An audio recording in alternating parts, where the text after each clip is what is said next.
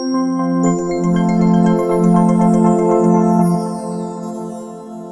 everyone, I am back. It's Dr. Hammond here with your mental health moment.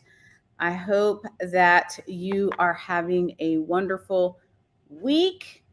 For those of you who tune in every single Tuesday, 8 p.m. Eastern Standard Time, welcome back. It's Dr. Hammond here with your mental health moment. For those of you who are watching on YouTube, welcome. Be sure to like, subscribe, and share this broadcast. And for those of you who are new to Mental Health Moment, welcome. It's Dr. Hammond here with your Mental Health Moment. As I mentioned to you all last week, I am on vacation with my family, but they're extremely gracious and amazing. And I told them, like, let me just jump on Mental Health Moment really quickly with you all because I wanted to be here live with you. I was going to do a recorded, but I love Mental Health Moment and love being here live with each and every one of you. So I am actually tuning in here today. Like I mentioned, I'm on vacation with my family and I'm in Bali today and I'm like extremely excited and I love this place. It's just been the first couple of days that we've been here has been beautiful, beautiful scenery, beautiful people. And I'm grateful to God to be here. So, but I did want to share for those of you who are new, the first Tuesday of every month is specifically devoted to children and teens mental health. As you know, there's so much that's happening in their world for our youth. So whether you're a parent, whether you're a grandparent, whether you're aunt, uncle, you know of someone with a child, whatever capacity, maybe you work with kids, whatever capacity, I want to share some tips with you of how we can help our youth as well. So that's every first Tuesday of the month. And then the rest of the Tuesdays of the month are all dedicated especially to you all. So what I want to share with you today is, for those of you who don't know me, I am a psychologist, speaker, author, and I spend a lot of time with our youth. And one of the things that's happening is, and not just with youth, but also in the adult community, we tend to focus on mental health and only focus on the treatment. I feel like all I hear about is like how to get therapy, how to get medication, how to treat, which is important. Please understand that very important for children's mental health. It's very important for kids to be treated appropriately, treated and get help with their issues. I get that. However, what we're going to talk about today is not the treatment side, but the prevention side. Because the reality, you all, is if we put more things in place to help our youth early and work on the prevention side, we wouldn't have to see the numbers we're seeing. We wouldn't have to see the suicide rate going up for kids and teens. We wouldn't have to see the hospitalizations, psychiatric hospitalizations for youth happening. We wouldn't have to see this crisis that has happened over the last couple of years for children's mental health if we put more things in place on the prevention side. So I'm going to give you a couple of tips today. And as I mentioned today, I'm in Bali, super, super excited to be here. I've wanted to visit this place for a very long time, Bali, Indonesia, and it's just absolutely been stunning and beautiful thus far. But so some of the tips I wanted to give you today is the first thing to think about is children and teens need to be connected. And when I say that, I mean that they strongly need to be connected to someone or something, which doesn't always necessarily have to be their family members. We all know, and maybe you're in that situation too, we have different family experiences, and that's okay, right? But they have to be connected to someone or something, some project, some passion of theirs. What are they good at? What do they like to do, right? That may or may not match what their family likes to do, but what are they good at? What do they like to do? And who can they be connected with? Hopefully, yes, ideally, in an ideal world, it's a family member, but not always. It could be maybe a big brother, big sister. There's that program all over the country. It could be someone at their place of worship. It could be a coach. It could be a teacher, someone out there. We need at least one person in their life that they feel connected to, that they feel is a mentor to them, that they feel cares about them. That goes really, really far when it comes to mental health. Because one of the things, you all, again, with children's mental health is we focus so much on when this child, I've seen it so many times. I've been a psychologist for a really long time, over 10 years, long time. And I've seen it so many times. We're waiting until kids fail in school. We're waiting until kids are kicked out of school. We're waiting until kids are getting into trouble. Like, that's when we're trying to help kids instead of thinking ahead of time. Let's not wait till they get to that point. We don't have to wait until kids are in a bad spot. We don't have to wait until they're abusing drugs and alcohol. We don't have to wait until they're trying to hurt themselves. We don't have to wait until that point to help them, right? So the first thing to think about, again, as I mentioned, is how do we help kids stay connected? There's so many kids that maybe you know of too that are connected to the wrong things unhealthy behavior, unhealthy habits, unhealthy people, unhealthy peers, right? But how do we put the positivity back in then for them? So making sure that kids are connected is the first thing. As a reminder, the first Tuesday of every single month is devoted specifically to children and teens mental health. So today we're talking about some ways to help our youth, especially on the prevention side of things. How can we help them thrive and not just survive when they're in their childhood? Because the fact of the matter is, many of you may have known this, we all come from different childhoods, but a lot of times what happens to you in childhood can really, really affect your adult life. Some of the memories, if it's trauma, some of the things that happened or didn't happen or should have happened, all those sorts of things also affect who you are as an adult.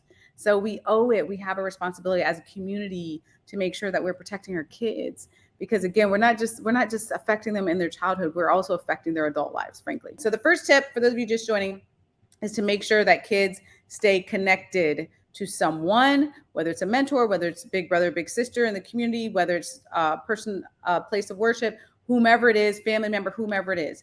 Make sure they are connected to at least one person. Make sure they're having those positive conversations. Make sure they have a role model to follow, right? Make sure they feel like they're cared about. Because a lot of times, one of the struggles that I've seen over, as I mentioned, over a decade with kids is that they are struggling to feel loved. Like it seems so basic, you all. But when kids don't feel like anyone cares about them, that leads to a lot of problems. When you feel, it's so hard. Oh my gosh, I wish I had more time on the mental health moment. When you are a child and you're dealing with all the things that our kids are dealing with, all the cyberbullying, all the stress, still situations from COVID-19, I mean, the list goes on and on. All their personal traumas, all their family traumas, all the things that are happening in the world traumas, all those things happening, right? And you're a kid. And on top of all of that, you don't feel like no one cares about you.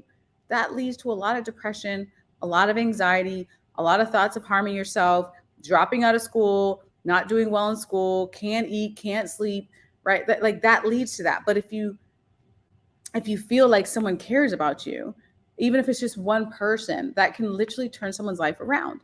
And we're really literally just at that point right now. I know this sounds so simplistic, and it's almost like a simple thing, but it's extremely powerful when kids are connected. And maybe some of you, I mean, even as an adult, I know we're talking today about the kids on mental health moment, but even some of you as an adult, if you think back to people in your life, even in your adult life, but also in your childhood or your teen years, there might have been that one person that may not have been a family member, and that's okay. But there might have been that one person that really cared about you. I can think of some, but people that really cared about you, really cheered you on, really were your cheerleader, really held your hand, if you want to be like, I got you, I care about you, right? That person, like, that's so important. Okay, so the first thing again is to think about how can we help kids stay connected to something or someone. So we talk about someone, the something again is their passions. What are they good at? What do they like to do? One of the problems that I see time and time again with kids, especially, is we want them to do certain things that we want them to do. So maybe you're a family member, or maybe you work with kids, or whatever capacity that you're dealing with kids, you might be like, well, I want them to be working on this or focusing on this, but that's not what they want to do, right? What are their passions? What do they care about? What lights them up, right? What is that for them, right? And it could be something that most people don't like to do, right? It could be just a rare hobby or a rare activity, but allow them to be who they are, allow them to thrive, allow them to have those joyous moments is really important. The second thing today is to teach our kids self-care, you all, so critically important. So the first thing, make sure they're staying connected to someone or something. Well, ideally both. The second thing is to teach them self-care. I don't know about you all. Well, let me know in the chat, but I don't know about you, but growing up, I literally don't remember. I don't even remember like self-care as a topic. I don't remember like take care of yourself, mental health. Like I don't remember any of those conversations as a kid, but I wish I had them, right? Because if I had them, I wouldn't have had to deal with the burnout that I dealt with earlier. I wouldn't have had to deal with the horrible self-care that I had, all those things. So we're giving our kids a gift when we're teaching them and allowing them to understand they deserve to take care of themselves. As we always talk about on mental health moment, you deserve to be happy, you deserve to be healthy, you deserve to be emotionally healthy as well. And so do our kids, but they have to understand that, right? They have to understand how important it is for them to be taking care of themselves. And it starts again with things that they enjoy. allowing them to understand they're allowed to thrive. They don't have to just be in survival mode. And it doesn't matter what socioeconomic status they're from. It doesn't matter what background, like none of those things matter when it comes to self-care, because self-care can come in different forms. So yes, for one child, what self-care looks like may be very different from the next child, depending on resources, but there's always something, because self-care can be free, self-care can be fun. There's all these different ways to do self-care. So it absolutely has to be a priority in their life, though. A lot of youth I met are really struggling with that concept of self-esteem, struggling with self-love, struggling with their own wellness, how to take care of themselves at very early ages, right? So again, even if they're in the preschool ages, even if they're elementary school, even if they're middle school, these are conversations that they need to be having. How to take a break, so important. I wish I had that conversation when I was a kid, but how to take a break is so important, because there's kids stressed out in class. I've met a gazillion kids. It feels like there's kids that are stressed out in class.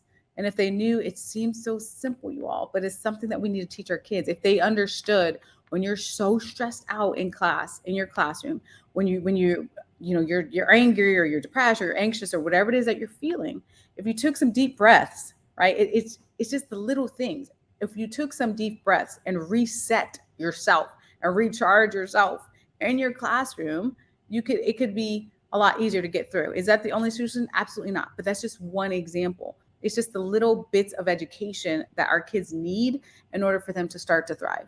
And I've seen that happen too. Back in the beginning of my career, I don't do therapy now, but in the beginning of my career when I did, it was really cool. I love all ages, but the little ones, it was very interesting, the elementary schoolers, because there were these basic skills at their age appropriate level that they would learn.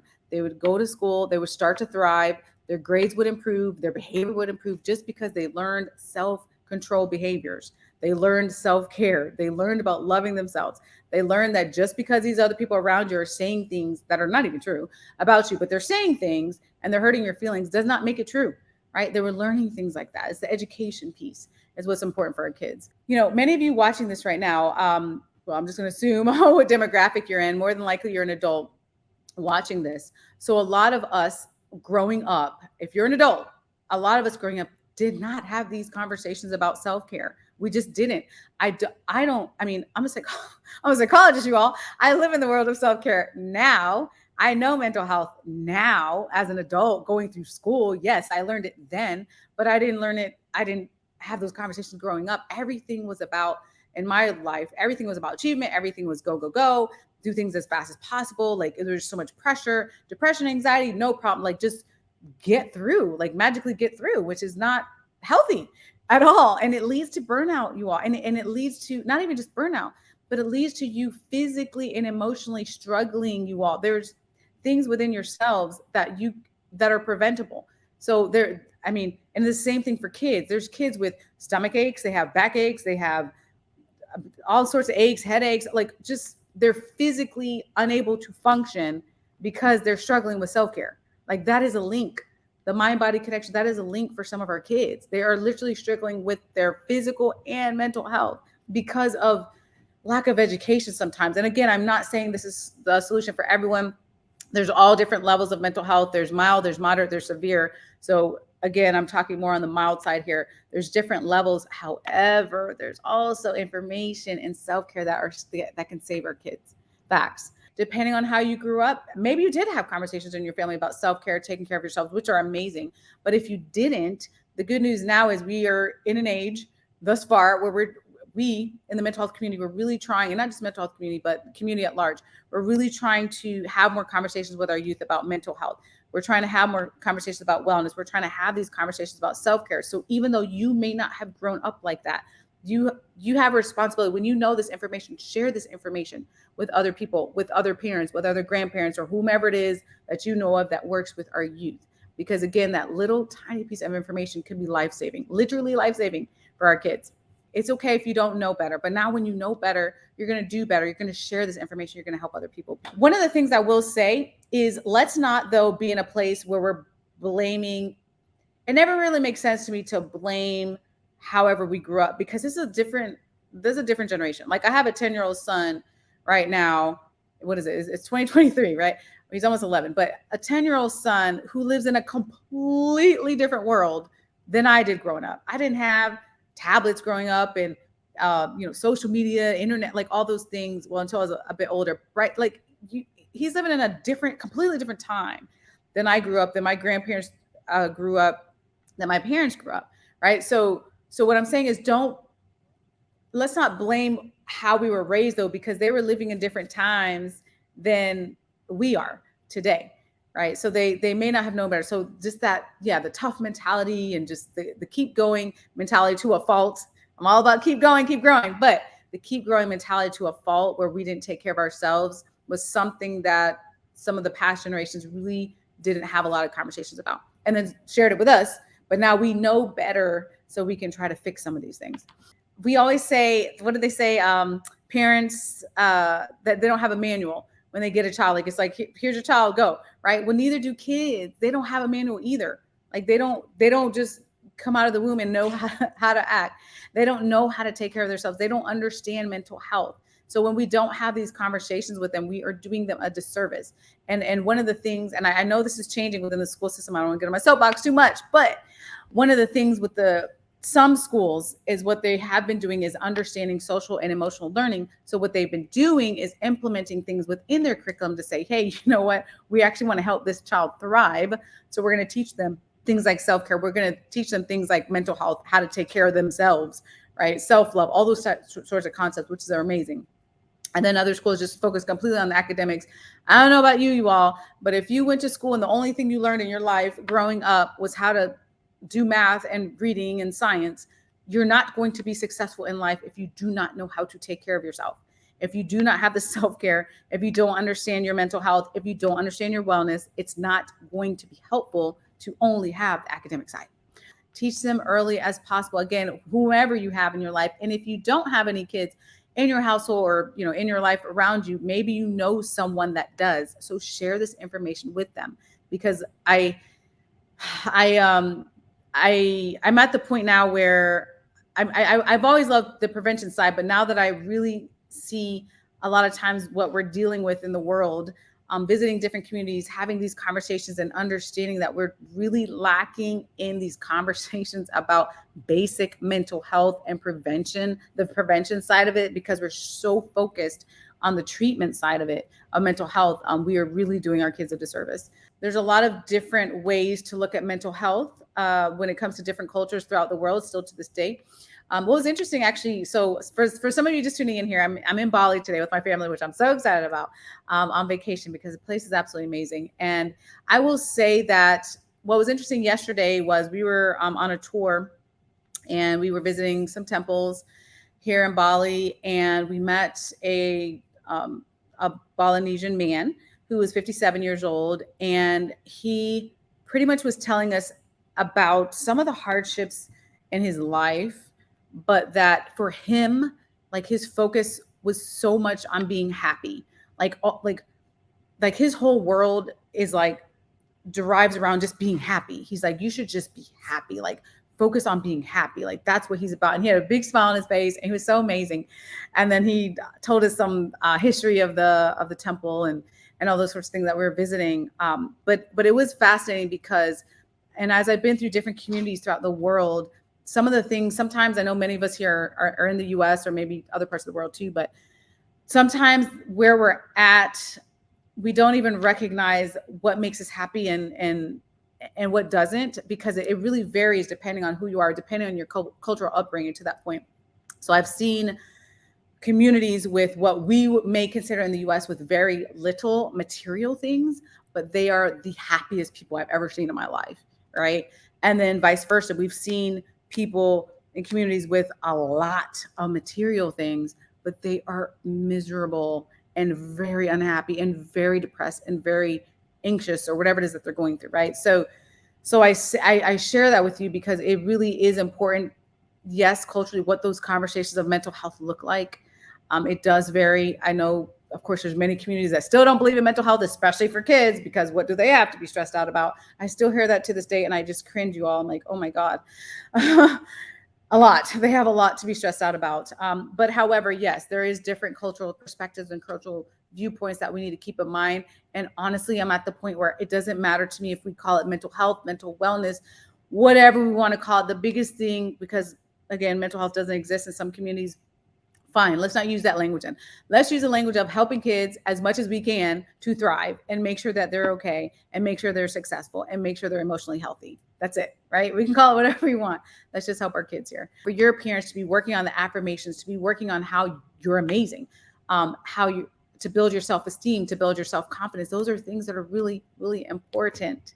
You are also modeling for your family. So for your kids, for your grandkids, you are also modeling the fact that you're sharing with them and teaching them how to be better. Like, I don't know about you all, but this is what life is all about. Like if we all just took an opportunity to help someone else in our lives, I'm going to do like PSA here right now, public service announcement. But if we really just all took an opportunity to be kind to someone, to be compassionate with other people, to help someone else out, whether it's your kids, your grandkids, or whomever else it is. I know we're talking today about our youth and we're still talking about our youth, but if we could just take that opportunity to help someone else, to share with them the knowledge that we now have. When I like I said, you all, I did not grow up with, I don't remember a lot of conversations about self-care growing up, but now that I know this information, of course, I'm going to share it with you all. On Mental Health Moment, of course, I'm going to share it with the patients that I work with. Of course, I'm going to share it to communities when I'm speaking to different communities. Like we have to share this information if we want to help. I don't know about you, but back in my day, when I grew up, because there was no social media growing up, I wasn't sitting there watching videos of horrendous, graphic, horrible news throughout the world. We weren't exposed to that, right? We had the news. Nobody cared about the news if you were like 6 years old. And growing up, I wasn't sitting in front of TV watching the news because I didn't really care about that at 6 years old. But there was a television, but there wasn't this social media access, these, the tablets and the phones and all the things that our kids and teens have exposure to. They're exposed to a lot. Like this is a different time period, right? So when we think about, man, what do they have to be so depressed about and anxious about? Well, because they're seeing what's happening in the world. There's a lot happening. They're seeing when a natural disaster happens. They're seeing the aftermath. They're seeing wars. They're seeing people killed in the streets. Like they're seeing those things. It's right literally in their hands, right? So that's a lot for them to process. Wow. Okay. So I went really long today on today's Mental Health Moment. I'm going to wrap up here. Normally, for those of you who are new, normally it's around 20 minutes, but I like to read your comments and make sure I address some of the things that you all are talking about as well. But if you need me at any time, you can always reach out, dr.nekeshiahammond.com. You can also connect with me on any social media outlet, Twitter, Instagram, LinkedIn, Facebook, any of those. If you need any mental health resources, you can always reach out at any time. I'm more than happy to do my best to connect you with someone in your area. Have a wonderful week, you all. Be blessed. Be sure to help a child in your life, or if you don't have a child in your life right now, you may know someone who does. So share this information, share this material. Make sure we're getting our kids connected. Make sure we're working on our self-care, teaching self-care to our kids as well, because it really goes a long way. So have an amazing week, you all. Take care of yourselves. Be blessed. And I'll see you next week, Tuesday, 8 p.m. Eastern Standard Time, right here on Black Women Empowered Incorporated Facebook page, YouTube. So have a great week, you all. Bye, y'all.